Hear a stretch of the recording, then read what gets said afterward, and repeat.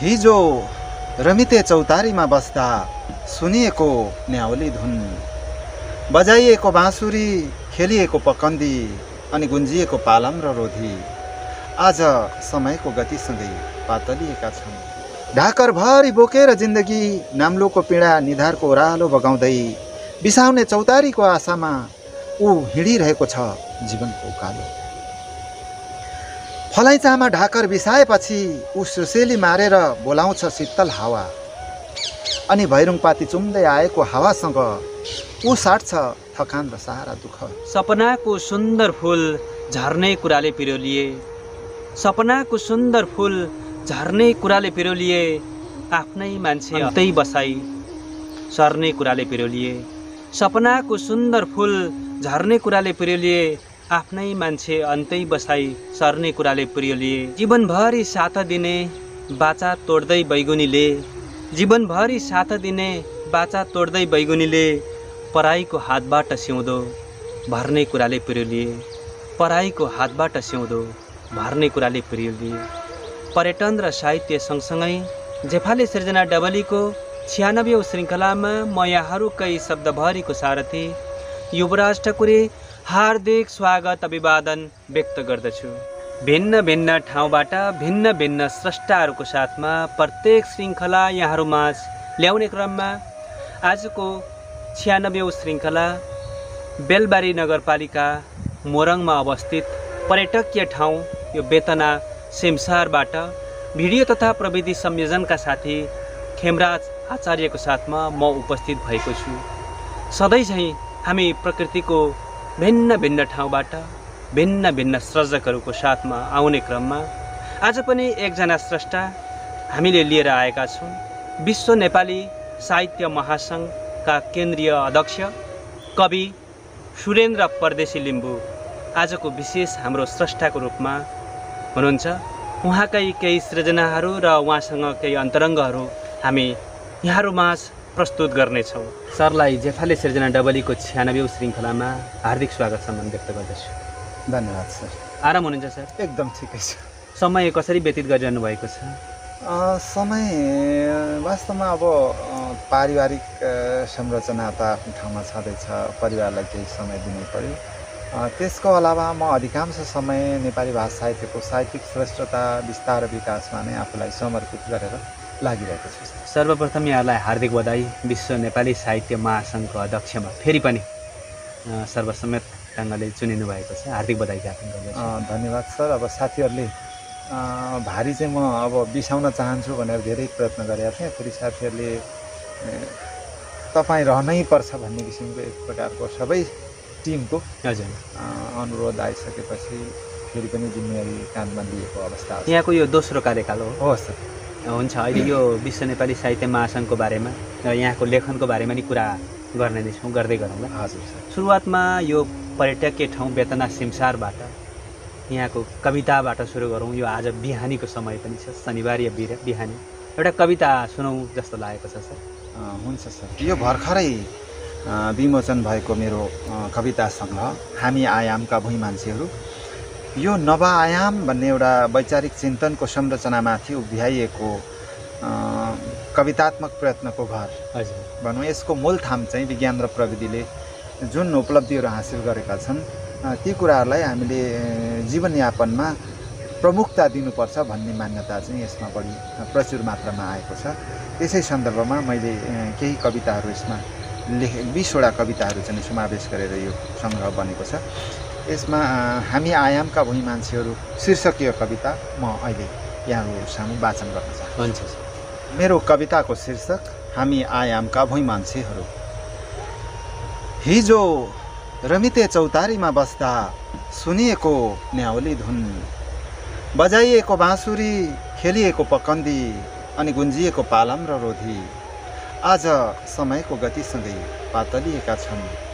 सायद तिनै आदिम लयहरूको प्रेमले न्यानो घाम लागेपछि बिलाइ जाने हिउँमाथि देखिएको सोक्पाको उल्टो पाइला पछ्याए झैँ वैचारिक अग्रगमनको बाटो पछ्याउँदैछौँ हामी आयामका भुइँ मान्छेहरू।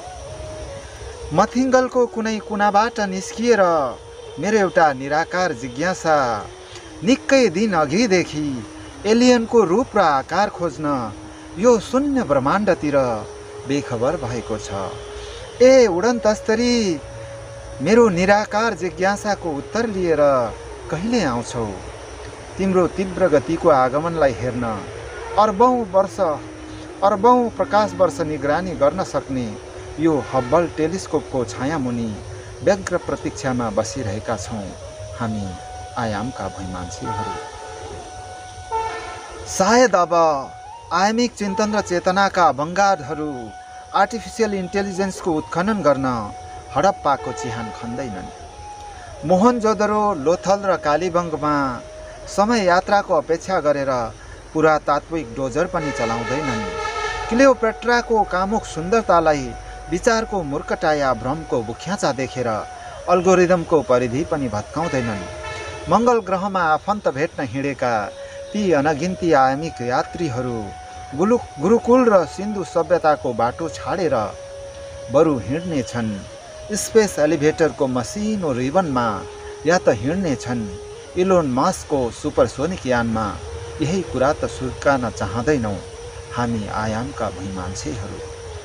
तिम्रा पुरातन सभ्यताका सुदूर बस्तीहरूमा मानवीय मूल्य र मान्यतालाई प्रत्यारोपण गर्न म आयामिक चेतनाको टेराफर्मिङ गर्न चाहन्छु। भोलिका सन्ततिले पनि त सुन्नु छ, क्यान्सर लागेर अथवा एड्स लागेर उहिले मान्छेको ज्यानै जान्थ्यो भन्ने कुनै समयको अपत्यारिलो सत्य र त्यही अपत्यारिलो सत्यको पात्र हामी आयामका भुइँमान्छेहरू। हामी आयामका भुइँमान्छेहरू। धन्यवाद। हामी आयामका भुइँमान्छे। मैले यहाँलाई यो आयामसँग जोड्न खोजेँ। हाम्रो गाउँ बस्तीका कुराहरूदेखि लिएर विज्ञानसँग जोड्ने, खासमा यो कसरी उत्पन्न भयो, को हुनुहुन्छ यसमा, यो आयाम, नयाँ आयाम, हामी आयाम, यो आयामेली जस्तै तर अन्य नयाँ जस्तो लाग्यो हो यसको बारेमा। यसको उद्गम स्थलको सन्दर्भमा जानुपर्दा तेस्रो आयामका नेपाली भाषा साहित्यमा तेस्रो आयामलाई सुसूचित गर्ने, परिचित गर्ने समूह बैरागी काइँला, इन्द्रबहादुर राई, ईश्वर बल्लभहरूले जुन अभियान चलाउनु भयो, तेस्रो आयाम भन्ने के हो, त्यसलाई हामीले आफ्ना सृजनाहरूमा कसरी अभिव्यक्त गर्ने भन्ने जुन एउटा नेपाली साहित्यमा तेस्रो आयामको एउटा लहर ल्याउनु भयो। तिनैमध्येका एक इन्द्रबहादुर राई, वरिष्ठ विद्वान, मैले जीवनमा भेटेका मान्छेहरूमा सबैभन्दा ठुलो दार्शनिकको रूपमा म उहाँलाई मान्दछु। उहाँकै कुराहरूमा, उहाँकै चाहिँ विचारहरूमा म पनि प्रभावित भएर ती आयामका सन्दर्भलाई, आयामकै फुललाई टिपेर मैले पनि भिन्न तरिकाको एउटा विचारको माला उन्ने प्रयत्न गरेँ। अनि त्यस पछाडि मैले 5-7 वर्ष लगभग आयामको सन्दर्भमा म डुबेँ। यसमाथि चिन्तन गरेँ, यसमाथि केही खोज, यसको चाहिँ अनुसन्धान गर्ने प्रयत्न गरेँ। त्यस पछाडि चाहिँ एउटा नव आयाम भन्ने विचारलाई मैले प्रतिपादन गरेर समाजमा, नेपाली भाषा साहित्यमा, हाम्रो सोसियल सिनेरियोमा कसरी यसलाई लाने भन्ने सन्दर्भमा मैले एउटा विचार अवधारणा बनाएर 2075 सालमा यसलाई घोषणा गरेर ल्याएँ। पछि आएर यो विचारलाई मन पराएर अहिले 10 जना अभियन्ता यो नव आयामलाई नै विकसित गर्ने, यसलाई नै विस्तार गर्ने 10 जनाको टिम बनेको छ। त्यो टिममा चाहिँ हुनुहुन्छ नेपाल संस्कृत विश्वविद्यालयका शिक्षाध्यक्ष professor doctor Bhim Khatiwada sir हुनुहुन्छ, त्यसै गरी प्रोफेसर डाक्टर गोपाल भण्डारीजी हुनुहुन्छ, त्यसै गरी डाक्टर लेखनाथ काफ्लेजी हुनुहुन्छ, उहाँ ताइवानमा विश्वविद्यालयमा पढाउनुहुन्छ, त्यसै गरी डेन्जम साम्पाङजी हुनुहुन्छ जो अमेरिकामा हुनुहुन्छ, उहाँ कम्प्युटर इन्जिनियर हुनुहुन्छ, जिबिएलओका अध्यक्ष पनि हुनुहुन्छ, त्यसै गरी एकदमै सक्रिय युवा समीक्षक समालोचक दीपक सुवेदीजी हुनुहुन्छ झापाबाट, मोरङबाट पूर्वकी सशक्त नारी हस्ताक्षर मिश्र वैजयन्तीजी हुनुहुन्छ, विश्व नेपाली साहित्य महासङ्घ विश्व केन्द्रीय समितिकी महासचिव इजरायलमा रहनुहुन्छ सुनिता राई कन्दमा, उहाँ पनि यो अभियान मेरो चाहिँ टिममा हुनुहुन्छ, उहाँहरूले विचारलाई मन पराएर आउनुभयो। त्यसै गरी भीमविराई राईज्यू पनि अभियन्ताको रूपमा हुनुहुन्छ, बुद्धि तेम्बे हुनुहुन्छ, 10 जना अहिले हुनुहुन्छ, बुद्धि तेम्बे, त्यस पछाडि डाक्टर नाथ सिंह, उहाँ पनि 10 जनाको टिम चाहिँ यो विचारलाई मन पराएर यसलाई हामीले वास्तवमै नेपाली साहित्यमा प्रत्यारोपण गरेर समाजलाई सुसूचित गर्न समाज परिवर्तनको सन्दर्भमा हामी जानु उचित छ भनेर उहाँहरू पनि आउनुहुन्छ। सर यो आयामेली आन्दोलन साहित्यमा आयामेली आन्दोलन र सरको यो नव आयाममा के फरक छ? यसको कम्पेरिजन गरेर अब यसका भिन्नताहरू हेर्ने हो भने तेस्रो आयाम चाहिँ अब सतही रूपमा बुझ्दाखेरि नेपाली भाषा साहित्यका पाठकहरूले चिन्तकहरूले तेस्रो आयाम भनेको ईश्वर बल्लभ, इन्द्रबहादुर राई, बैरागी काइँलाले नितान्त नयाँ तरिकाले परिकल्पना गरेर कुनै एउटा नयाँ विचार प्रत्यारोपण गरेको हो भन्ने खालको बुझाइ हुन्छ। तर वास्तवमा त्यसको वास्तविकता त्यस्तो होइन। तेस्रो आयाम लगभग 60 वर्ष अगाडिदेखि पश्चिमा देशहरूमा स्थापित भइसकेको अवस्थामा पछि चाहिँ हामी अलिक पछाडि रहेछौँ। तेस्रो आयाम भन्ने चाहिँ यसरी एउटा चाहिँ मान्छेको चिन्तन र चेतनाको उचाइ विश्व परिवेशमा आइसकेको रहेछ। हामीले पनि त्यो कुराहरूलाई लेख्नुपर्छ, हामीले पनि त्यो कुराहरूलाई बुझ्नुपर्छ भन्ने एउटा अभियान चलाउने चाहिँ उहाँहरू ईश्वर बल्लभ, इन्द्रबहादुर राई, बैरागी काइँलाहरू हुनुहुन्छ। तेस्रो आयाम भनेको के हो भने जसरी हामी लम्बाइलाई मिटरमा, किलोमिटरमा, सेन्टिमिटरमा नाप्छौँ, जसरी हामी तरल पदार्थलाई लिटर, मिलिलिटरमा नाप्छौँ, जसरी उचाइलाई फुटमा, सेन्टिमिटर त्यसरी नाप्छौँ होइन, वजनलाई केजी, किलोग्राम, अब क्विन्टल हामी यसो नाप्छौँ। त्यसै गरी मानवीय विकास निर्माण चिन्तन र चेतनाले चाहिँ ठुल्ठुला युगहरू चाहिँ परिवर्तन गर्दाखेरि जसरी हामी पूर्व आधुनिक कालमा थियौँ, आधुनिक कालमा आयौँ, उत्तर आधुनिक कालमा आयौँ, त्यसरी यो ठुल्ठुलो जुन चाहिँ हाम्रो चेतनाले एउटा चाहिँ फड्को मार्छ, यिनीहरूलाई चाहिँ जसरी त्यो लम्बाइ चौडाइलाई नापे जस्तै यो मान्छेको एउटा विकास निर्माण र चेतनाको उचाइलाई नाप्ने चाहिँ आयाम भनेको रहेछ। भन्दाखेरि यो विज्ञान सम्बतै छ, सम्बतै लगभग अब त्यसरी नै यसैले हेरिएको रहेछ। अहिले चाहिँ हामी हाम्रो जुन विज्ञान भनौँ अथवा हामीले जीवन र जगतमा जुन किसिमको उपलब्धि हामीले हासिल गरेका छौँ, अहिलेसम्म हामी जुन उचाइमा पुगेका छौँ, अहिले हामी तेस्रो आयाममा छौँ। योभन्दा सुरुमा हामी पहिलो आयाममा थियौँ, त्यस पछाडि दोस्रो आयाममा थियौँ, त्यस पछाडि बल्ल तेस्रोमा छौँ। अनि तेस्रो आयाम भनेको चाहिँ के रहेछ भने पहिलो आयाममा चाहिँ हामी चेतनाको एउटा स्टार्टिङ पोइन्ट हुन्छ, फुल स्टप जस्तो। दोस्रो आयाममा चाहिँ फ्ल्याट आकारको हाम्रो चेतना यसरी चाहिँ कागजको पन्ना जस्तो गहिराई र मोटाइ नभएको एउटा ठुलो चारकुने टाइपको अब यस्तो कागजको पन्ना जस्तो हुँदो रहेछ। तेस्रो आयाममा पुगेपछि चाहिँ हाम्रो चेतनाले यस्तो लम्बाइ चौडाइ पनि भएको, उचाइ र गहिराई पनि भएको चेतना चाहिँ हामीमा आउनुपर्छ भनेर चाहिँ हामी थर्ड डाइमेन्सनमा त्यो रहेछ। अनि तेस्रो आयाम भनेको हामी त्यसलाई चाहिँ हामी अङ्ग्रेजीमा थर्ड डाइमेन्सन भन्यो। हामी 3D मुभीहरू हेर्छौँ होइन, 3D मुभी हेर्दाखेरि चाहिँ मैले यहाँबाट बसेर 3D मुभी हेर्दाखेरि लगभग पर्दा चाहिँ अब 25-30 मिटर टाढा हुन्छ, तर त्यो एउटा चस्मा हुन्छ, उनीहरूले त्यो 3D मुभीसँग त्यो रिलेटेड गरेर बनाएको चस्मा, त्यो चस्मा लाएर हेरेपछि चाहिँ त्यो पर्दा र आँखाको डिस्टेन्स हुन्छ जुन ग्याप, त्यो चाहिँ पुर्छ। त्यो पुर्ने जुन चेत छ, जुन एउटा उपलब्धि छ, त्यसलाई चाहिँ थर्ड डाइमेन्सन भनिँदो रहेछ। त्यो पर्दामा 30-40 मिटर टाढाको पर्दामा एउटा बम पड्क्यो भने त्यो छिटाले चाहिँ यसो अब केही ढुङ्गा आयो, गाडी आयो भने त्यो चाहिँ त्यो चस्मा लाएर हेरेपछि चाहिँ ठ्याक्कै यहाँ आफूलाई लाग्छ। अनि हामी यसरी हेरिराखेको हुन्छ, यतिकै हामी डराएर यता टाउको गर्छौँ, उता गर्छौँ। त्यो जुन ग्याप हुन्छ त्यो पुर्ने काम थर्ड डाइमेन्सनले गरेको रहेछ, तेस्रो आयामले गरेको रहेछ। अनि त्यो कुरा चाहिँ सुसूचित गराउन उहाँहरूले ईश्वर बल्लभ, इन्द्रबहादुर राई, बैरागी काइँलाहरूले नेपाली साहित्यमा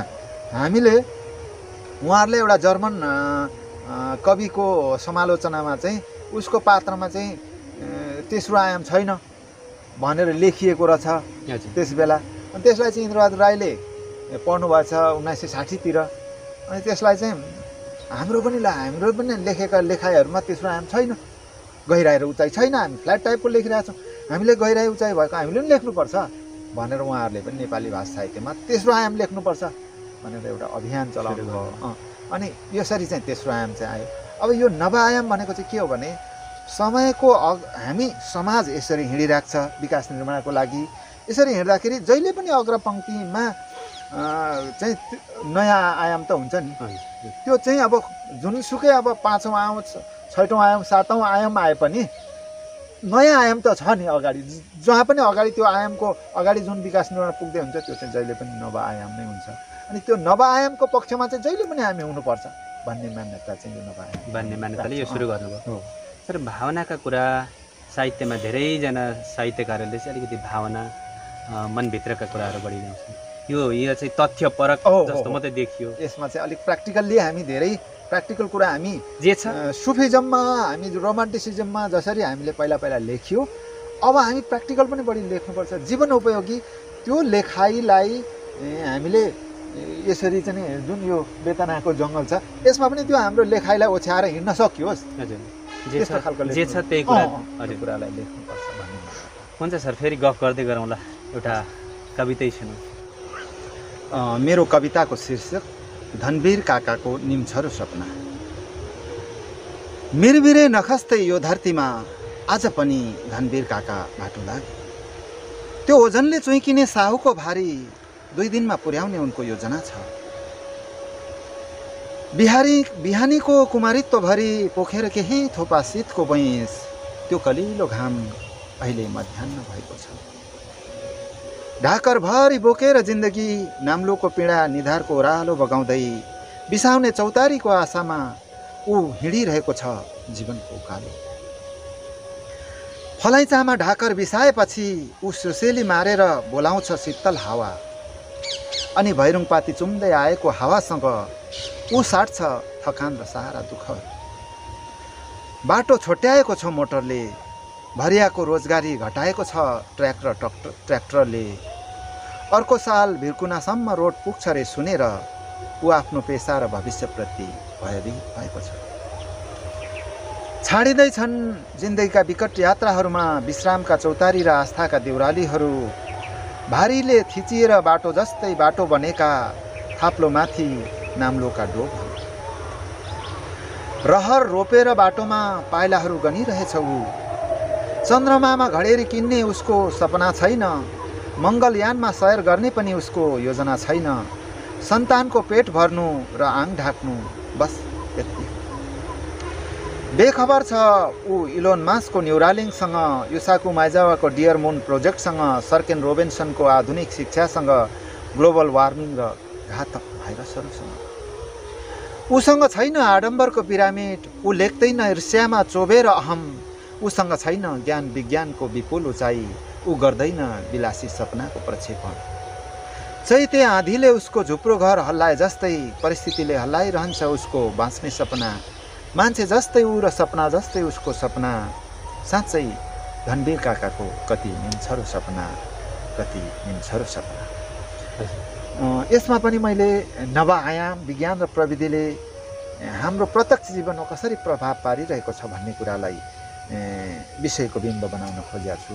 किनभने धनवीर काकाको भरिया जिन्दगी एउटा जीवनको एउटा उसको पृथक संरचना थियो, तर अहिले चाहिँ जुन बाटोमा उसले जीवनयापन गर्ने उसको पेसा चाहिँ मोटर गाडीहरूले उसलाई विस्थापित गर्यो। त्यस कारणले विज्ञान र प्रविधिले जुन उपलब्धिहरू ल्याउँदैछ तिनीहरू हाम्रो प्रत्यक्ष जीवनसँग सरोकार राख्दछ। तिनीहरूलाई हामीले प्रमुखताका साथ हेरिनुपर्छ भन्ने मान्यता। कहाँ जन्मनु भयो यो माथि जस्तो हाम्रो धनवीर काकाहरूले यो भरियाको जिन्दगीबाट जीवन गुजारिरहनु भएको त्यो सम्झनु भएको छ कवितामा। आफू माथि नजन्मिकन भरिया धनवीर काकाहरूसँग साक्षात्कार नगरिकन त यसरी लेख्न सम्भव भएन होला। जन्मको कुरा गरौँ, यहाँको बाल्यकालको कुरा गरौँ। म सङ्खुवा सभाको मादी नगरपालिका 9 फाबिङ, पहिला चाहिँ यो माओवादीन गाविस थियो, त्यसको एउटा फाबिङ भन्ने गाउँ दुर्गम गाउँमा जन्मिएको मान्छे। अनि यो धनवीर काकाहरू मध्येको एउटा म पनि। सृजनामा आफ्नो भोगाई लेख्न सकिएन भने त्यसका चाहिँ रियालिटी, त्यसको सत्यता कम आउँछ काल्पनिक कुराहरूमा। यहाँहरू झन् सत्यता खोजेर हिँड्ने मान्छे साहित्यमा, होइन? वास्तविक कुराहरू लेखिराख्ने मान्छे। के हुँदाखेरि हामीले आफ्नै जीवन भोगाइलाई बढी प्राथमिकता दिएर लेख्ने गर्छौँ। र धनवीर काकाहरूमध्ये कुनै दिन म पनि धनवीर काका नै थिएँ, कसैको धनवीर काका थिएँ, त्यही पात्रलाई मैले जीवन्तता दिने कोसिस गरेँ। कति समय सङ्घको सभामा बिताउनु भयो? सङ्खुवा सभामा मैले लगभग 20 वर्ष हजुर सङ्खुवा सभामा व्यतीत गरेँ। किशोर अवस्था यहाँको माथि नै हो।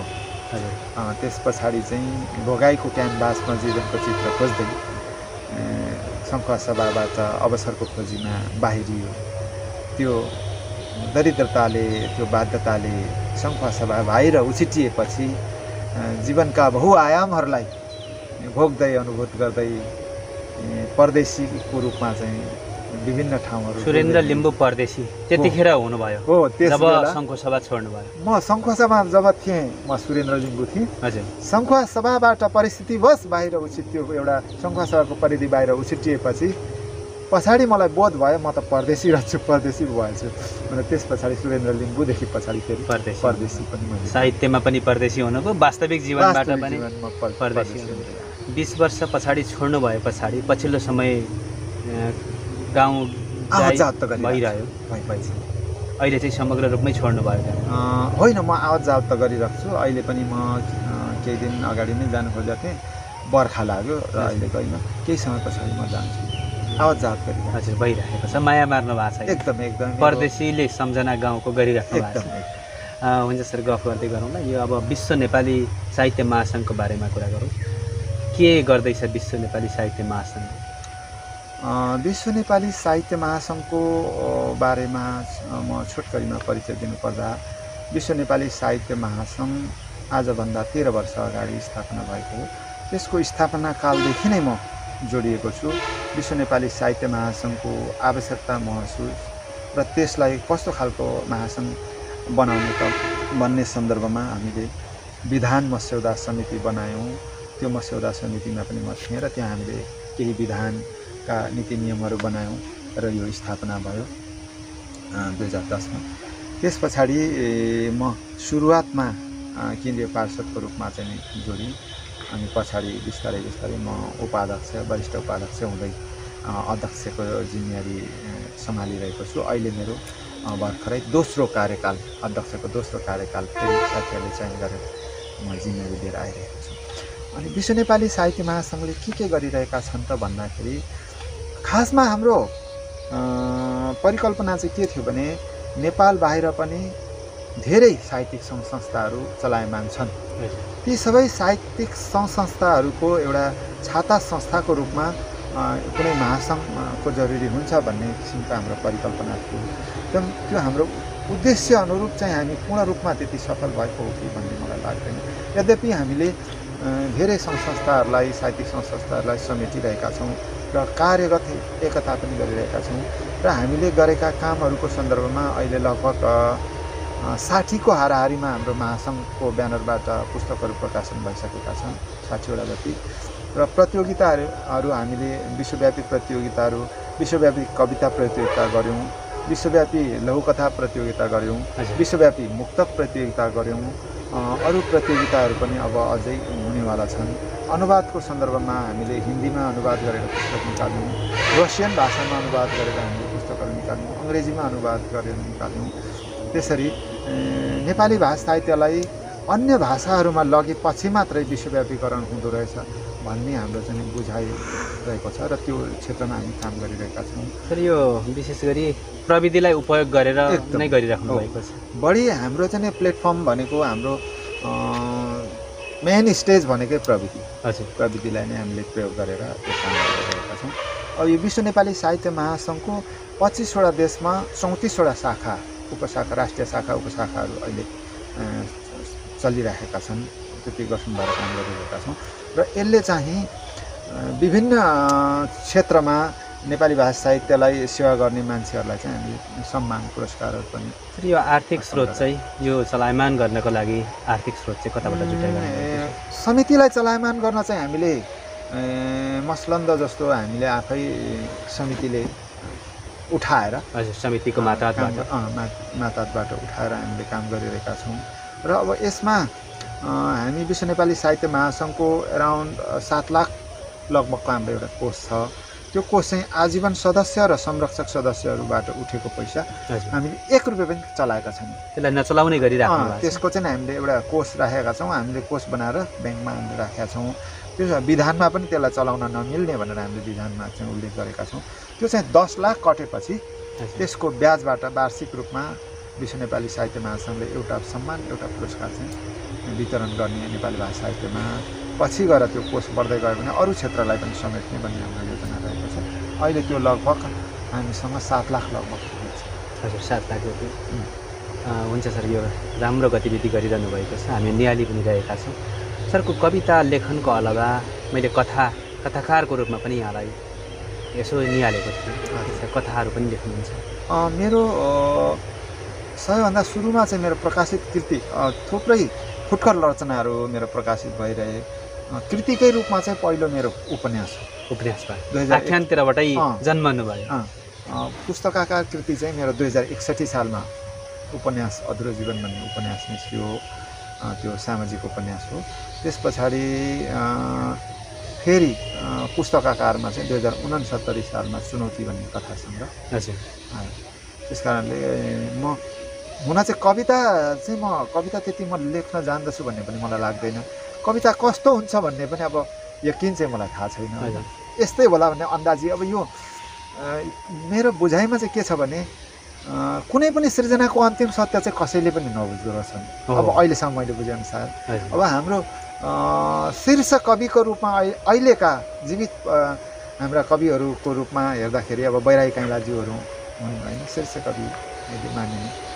तर उहाँलाई पनि कविता यस्तै हुन्छ, कविताको रूप चाहिँ यस्तै हुनुपर्छ भन्ने चाहिँ उहाँले पनि ध्यान गरेर भन्नुहुन्न। लगभग कविता यस्तै हो, यस्तै होला भन्नेमै हामी चल्दै आएका छौँ होइन। अब विश्व प्रसिद्ध कविहरूलाई पनि उनीहरूलाई पनि कविताको संरचना यस्तै हुनुपर्छ, कविता भनेको यस्तै हुनुपर्छ भन्ने चाहिँ एकदमै किटान गरेर चाहिँ छैन। त्यस कारणले यहाँलाई पनि यही रहेछ भन्ने चाहिँ लागेन। यस्तै होला अब भनेर हामी प्रयत्न गर्छौँ र कविता लेख्छौँ। तर सृजनागत हिसाबले अब लगभग मैले लेखेको कविता जस्तो बन्यो कि भन्ने भन्दा पनि कथामा चाहिँ अलिकति मलाई मेरा कथाहरू अलिक कथा जस्तो थियो कि भन्ने लाग्छ। अहिले होइन, कवितामा त यहाँले प्रयोगै गरेर जानुभएको छ र जे होस् कविता यो ढङ्गले लेख्नुपर्छ भन्ने त यहाँले राख्न थाल्नु भएको छ नि त। त्यो कवितामा आफ्नो मान्यताबाट कवितामा विचारहरू चाहिँ यसरी प्रत्यारोपण गर्नुपर्छ भन्ने मात्रै मान्यता आउँछ। तर कविताको रूप संरचनागत हिसाबले चाहिँ यो हुनुपर्छ, यसरी बाँधिनुपर्छ भन्ने चाहिँ डोको बुने जस्तो यसरी नै यहाँ चाहिँ मेरो बिट मार्नुपर्छ भन्ने, बिट लाउनुपर्छ भन्ने छैन। त्यो मलाई लाग्छ कसैले पनि त्यसो भन्न सक्दैन। हजुर, संसारका चाहिँ नोबेल प्राइज जितेका जुन कविहरू छन् होइन, उनीहरूलाई पनि जसरी वर्ड्सवर्थ किड्सहरूले उनीहरूलाई पनि यो कविताको रूप चाहिँ यस्तै नै हुनुपर्थ्यो भन्ने चाहिँ छैन, थिएन। सर, अब यो यहाँको उपन्यासबाट सुरु भयो, त्यतिखेर नयाँ आयामले उपन्यासलाई प्रभाव पारेको थियो थिएन? नयाँ आयामको सोचाइ यहाँमा पसिसकेका थिएन? नयाँ जुन नव आयामको चिन्तन त होला, सबैको जीवनमा केही न केही त्यसको अदृश्य रूपमा प्रभाव होला। तर त्यसलाई हामीले केलाएर जसरी हामीसँग बिहा र चामल छुट्याए जस्तो छुट्याएर हामीले हेर्न जानेका हुँदैनौँ। तर त्यसको प्रत्यक्ष परोक्ष हाम्रो हरेक जीवनमा त्यसको। तर यहाँले जुन उनै दस्तावेजै लिएर यहाँले जुन सङ्गठनकै हिसाबले लिएर चाहिँ हिँड्नु भएको थिएन त्यतिखेर? थिएन। पछिल्लो प्रभाव कवितामा मात्रै पर्यो, त्यसो भने देखिदो प्रभाव चाहिँ कवितामा परेको छ। त्यसलाई चाहिँ मैले अवधारणा सार्वजनिक गरिसके पश्चात यसलाई मैले बहसको रूपमा धेरै ठाउँमा गरेँ। हामीले धरान मोडल कलेजमा लगभग 20-25 जना प्रोफेसरहरूलाई राखेर हामीले छलफल गऱ्यौँ। अनि त्यो अवधारणा पत्र बुक सबैलाई यो किताब जन्मेको पनि त्यतिखेरदेखि नै होला सर? त्यो जुन तपाईँले अवधारणाको रूपमा पारित गरेर लानुभयो, विचार चाहिँ त्यस बेला जन्मियो। तर यो किताब चाहिँ मैले भर्खरै यसपाल मात्रै त्यसको प्रभाव सिङ्गो रूपमा परेको छ। कविताको सङ्ग्रहको शीर्षकै हामी आयामका बैमान्छेहरू भनेर दिनुभएको छ। त्यसो हुँदा त यसको मागै त्यो चाहिँ बहसहरूमा कसरी भयो भने उहाँहरूले भन्नुभयो, ल तपाईँले नव आयामको विचार त ल्याउनु भयो, अब यो चाहिँ एउटा फिलोसफी हो कि होइन कि, फिलोसफिकल्ली ल्याउनु पर्दा तपाईँले एउटा दर्शनको रूपमा यसलाई प्रतिपादन गरेर ल्याउनु भयो भने यसका टुल्स एन्ड यसका किट्सहरू कसरी चाहिँ यसमा एउटा दर्शनमा हुनुपर्ने स्कुल अफ फिलोसफी अन्तर्गत आउनुपर्ने यसमा मेटाफिजिक्स कहाँ छ, एपिस्टेमोलोजी कहाँ छ, एक्जियोलोजी कहाँ छ, यसमा लजिक के छ, टुल्स वाइज तपाईँले एउटा दर्शनको रूपमा त छुट्याएर ल्याउनु पर्ने हुन्छ। त्यसरी हेर्दाखेरि यो दर्शनै हो कि होइन भन्नेमा नि हामी कन्फ्युज छौँ भनेर त्यहाँ अब सहभागीहरूले कुरा आएपछि कुरा आयो। अनि उहाँहरूले भन्नुभयो नवआयाम विचारलाई मूलथाम बनाएर सृजना लेखिएको कस्तो हुन्छ त्यो सृजना चाहिँ के कस्तो हुने त भन्ने उहाँहरूको आएपछि बाध्यात्मक परिस्थिति पनि आइपरेछ। बाध्यता आयो नि, विचार लगाइसकेपछि त्यो विचारमा सृजना चाहिँ कसरी लेख्न त नेपाली साहित्यमा देखाउनुहोस् भन्ने खालको कुरा जायज प्रश्न थियो। जायज थियो। सर मलाई सुन्न मन लागेको कुरा अब यो हाम्रो छोटो समयको अवधि छ, जेफाले सृजना डबलीको श्रृङ्खलाहरू अत्यन्तै छोटा अवधि, हामी आधी घन्टासम्म समय अन्तरङ्ग कुरा गर्छौँ, सृजना सुन्छौँ। यहाँको त अझै लामो 1-2 घन्टासम्म पनि बस जाने जस्तो देखिन्छ। त्यसो त मलाई सुन्न मन लागेको चाहिँ जुन यहाँलाई त्यो नवआयामले प्रभावित नगरेका उपन्यास कथाहरू थिए, जस्तै कविता, त्यसको प्रभावविहीन कविताहरू थिएनन्, जस्तो जुन भावनाका कुराहरू मात्रै आएका, त्यो चाहिँ सुनौ जस्तो लागेको छ सर। नवआयामभन्दा अगाडिका अथवा नवआयामसँग यो वैचारिक चिन्तनसँग नजोडिएर समसामयिक परिस्थितिलाई फोकस गरेर लेखिएको कविता र कविताको शीर्षक बुर्जुवाहरू। त्यो बेला डाँडाघाडे बाजेको टारबारीमा मलाई साह्रै हली हुन मन लाग्थ्यो, जुन बेला म हलो उचाल्नै सक्दिनँ थिएँ। आज हलो उचाल्न सक्ने भएको छु, तर आज फेरि एक सियो हलो जोत्न नसक्ने हली, एक चपरी कोदालो खन्न नसक्ने खेताला, एक मनको भारी बोक्न नसक्ने भरिया र एक सिनको काम गर्न नसक्ने युवा म आडम्बरी बुर्जुवा भएको छु। मर्सिडिजको स्ट्रिङ र हलोको अनौ, फालीले छाडेको राठो र नर्सरीको आँठो, मिस वर्ल्डको ताज र धनमायाको सुन्दरता, बर्दोजको सिप र ज्याक्सनको कला उस्तै रहेनछ समाजमा। जीवनको तरङ्गमा उछिटिएर तिम्रो यो आडम्बरी सहरमा आएको छु। जीवनको तरङ्गमा उछिटिएर तिम्रो यो आडम्बरी सहरमा आएको छु। घर छाउँदा धुरीको डाँडा भाटा समाएर आँगनतिर भाइ बहिनीलाई निहाले जस्तै यो बुर्ज खलिफा टावरको टाउकोबाट निहालिरहेछु तल जमिनतिर कमिला जस्तै मसिना मानव आकृतिहरू। आज समयको भित्तामा अडेसिएर सम्झिन्छु त्यो मेरो गाउँ अहिले पनि कति जन्मिरहेका होलान्। म जस्तै हलो उचाल्न नसक्ने रहरिया हलीहरू र भोलि एक फोक्टा खेतबारी नजोत्ने म जस्तै आडम्बरी बुर्जुवाहरू, आडम्बरी बुर्जुवाहरू।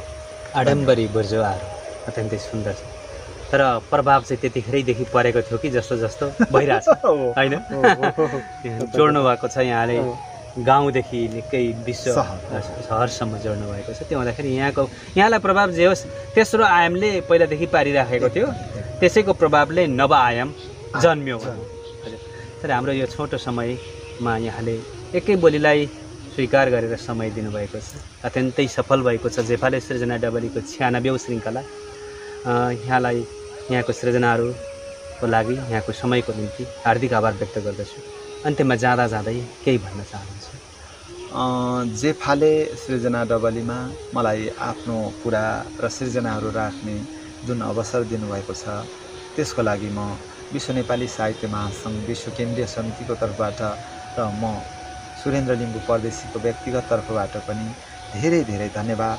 र भविष्यमा तपाईँहरूको यो जेफाले सृजना डबली कालजयी भएर जाओस्, भविष्यमा एकदमै यसको चाहिँ निरन्तरता रहिरहोस्, यसले उपलब्धिको र सफलताको उचाइ अझ बढाउँदै जाओस् भन्ने अनेकौँ शुभकामना दिन चाहन्छु।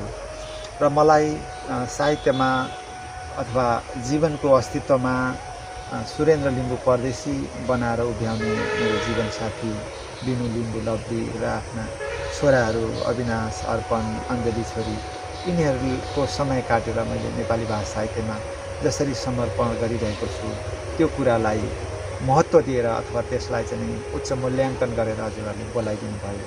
मैले जस्तो सुकै व्यस्तता भए पनि यो जुन अवसर दिनुभएको छ, यो अवसरलाई त मैले एकदम सम्मान गर्नैपर्छ भनेर यहाँको निम्तोलाई मैले सहर्ष स्वीकारेर यहाँहरूसँग भेट भयो।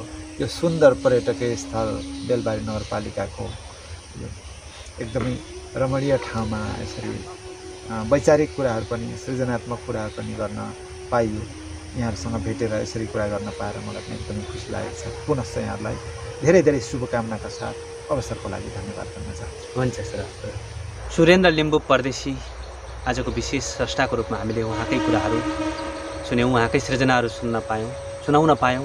यो प्रकृतिको सुन्दर काखमा बसेर यहाँहरूलाई आजको श्रृङ्खला यस्तै ढङ्गले प्रस्तुत गर्न सफल भयौँ। कस्तो लागिरहेको छ जेफाले सृजना डबली हेरेर साथ दिनुहोला। जेफाले सृजना डबली फेसबुक पेज, जेफाले सृजना डबली युट्युब च्यानलसँग जोडिनु भएको छैन भने एकपटक जोडिएर हाम्रो यात्रामा सहयात्रा गरिदिनु हुनको निम्ति अनुरोध गर्दै म यहाँहरूकै शब्दभरिको सारथी युवराज ठकुरी तथा भिडियो प्रविधि संयोजनका साथी खेमराज आचार्यको साथमा बिदा हुने अनुमति चाहन्छु। नमस्कार। जय पर्यटन।